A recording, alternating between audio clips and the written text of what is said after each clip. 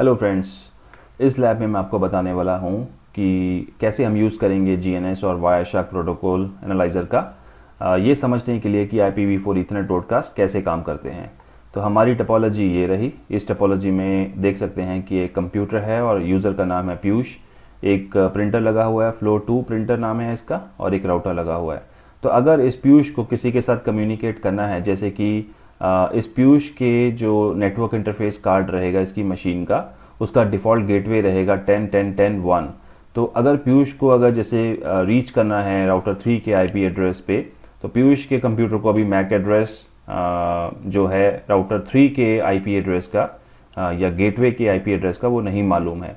तो सबसे पहले ये जो कंप्यूटर है एक IPv4 ईथरनेट ब्रॉडकास्ट सेंड करेगा इस नेटवर्क के अंदर, और वो सबके पास जाएगा, इस प्रिंटर के पास भी जाएगा, इस राउटर के पास भी जाएगा। और कैसे वो राउटर 3 उसको रिएक्ट करता है, रिस्पॉन्ड करता है वापस यूज़र को, ये हम वायरशार्क एनालाइज़र को यूज़ करके समझेंगे। और ये जो प्रिंटर है वो उस पैकेट को ड्रॉप कर देगा। तो चलिए पहले बेसिक कॉन्फ़िगरेशन कर लेते हैं। जैसे कि पीयूष का कंप्यूटर है, उसको हम बेसिक डिटेल्स देते हैं, आईपी एड्रेस एक्सेट्रा। तो जो तीनों सिस्टम्स हैं, मैंने राउटर्स को यूज़ किया हुआ है इसके लिए।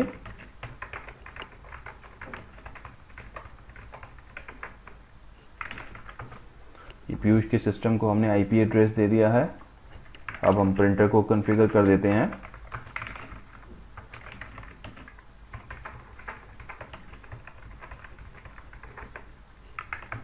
और लास्ट में हम जो हमारा जो गेटवे है नेटवर्क के अंदर, उसको कॉन्फ़िगर कर देते हैं।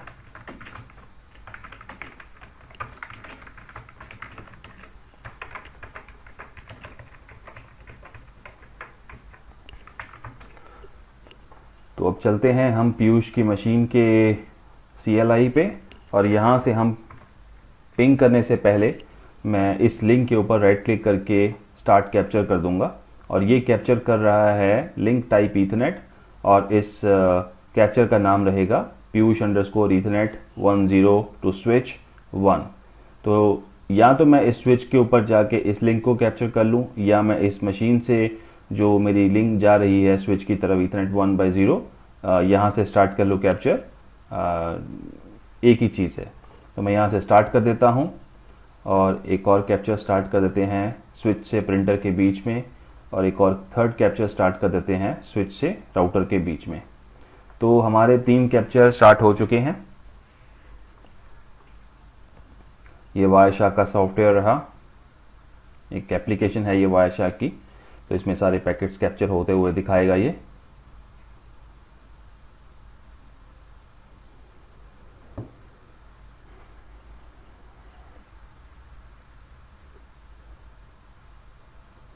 ठीक है, इसने ये कुछ पैकेट्स बाय डिफ़ॉल्ट कैप्चर करने स्टार्ट किए हैं, जैसे कि CDP एक्सेट्रा। तो मैं इन तीनों कैप्चर्स को मिनिमाइज़ कर देता हूँ। ये तीनों कैप्चर हमारे बैकएंड पे चल रहे हैं। अब हम चलते हैं पीयूष के सिस्टम के ऊपर, और यहाँ से हम पिंग करेंगे जो हमारा गेटवे है 10.10.10.1। तो हम देखेंगे कि हमारा जो फर्स्ट रिक्वेस्ट है, टोटल जो है 5 पैकेट्स जाते हैं जब हम पिंग करते हैं। बाय डिफ़ॉल्ट iOS का बिहेवियर है। तो जो पहला पैकेट है वो ड्रॉप हो गया, आप देख सकते हो। ड्रॉप मतलब डॉट, और जो सक्सेसफुल हुआ है वो है एक्सक्लेमेटरी साइन। तो हमारा 80% सक्सेस हुआ है, 20% पैकेट लॉस हुआ है इसके अंदर। अब हम चलते हैं वायरशार्क के बिहेवियर समझते हैं कि कैसा हुआ बैकएंड पे। तो ये जो पहला वाला कैप्चर है, ये कैप्चर है, इसका नाम देखते हैं फ्लो 2 प्रिंटर और स्विच के बीच में। तो इसके पास रिक्वेस्ट आई होनी चाहिए, जैसे कि ये रही। तो एक ब्रॉडकास्ट पैकेट IPv4 आया हुआ है। इसको हम ओपन करते हैं। आप देख सकते हो कि इसका कैसे 3 सेक्शंस बना हुआ है, फर्स्ट, सेकंड, थर्ड। और थर्ड वाला जो है वो आर रिक्वेस्ट है। आप इसमें देखोगे जो सोर्स है वो है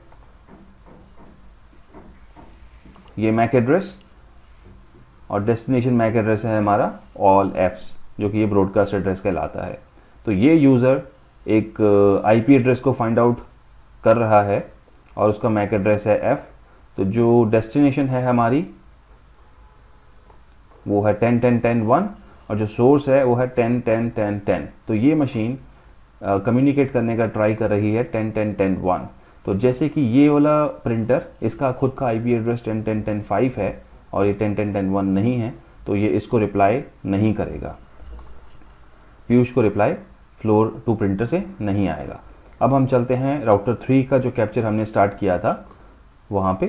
तो राउटर 3 के पास एक ब्रॉडकास्ट आया, इसको हम देख सकते हैं, ये आर रिक्वेस्ट है, एड्रेस रेजोल्यूशन प्रोटोकॉल। इसके ड्रॉप डाउन पे क्लिक करके हम देखते हैं कि क्या डिटेल्स हैं। सेंडर आईपी जो कि पीयूष के मशीन का आईपी एड्रेस है ऑल 10, और ये पीयूष की मशीन का मैक एड्रेस है। टारगेट आईपी है गेटवे का या राउटर का 10-10-10-1 और टारगेट का मैक एड्रेस है ऑल 0। तो अभी पीयूष की मशीन को नहीं मालूम है कि मैक एड्रेस राउटर का क्या है, तो इस रिक्वेस्ट में इसलिए ये 0 आ रहा है। तो इसके बाद जो है राउटर वो रिप्लाई करेगा पीयूष को। आप इसमें ये भी देख सकते हो कि इन्फॉर्मेशन में लिखा हुआ है, एक कॉलम है इन्फॉर्मेशन, हु हैज़ 10-10-10-1। जो भी जानता है कि 10-10-10-1 जिसका है वो रिप्लाई करे इस मशीन को। तो रिप्लाई पैकेट हम देखते हैं कहाँ है।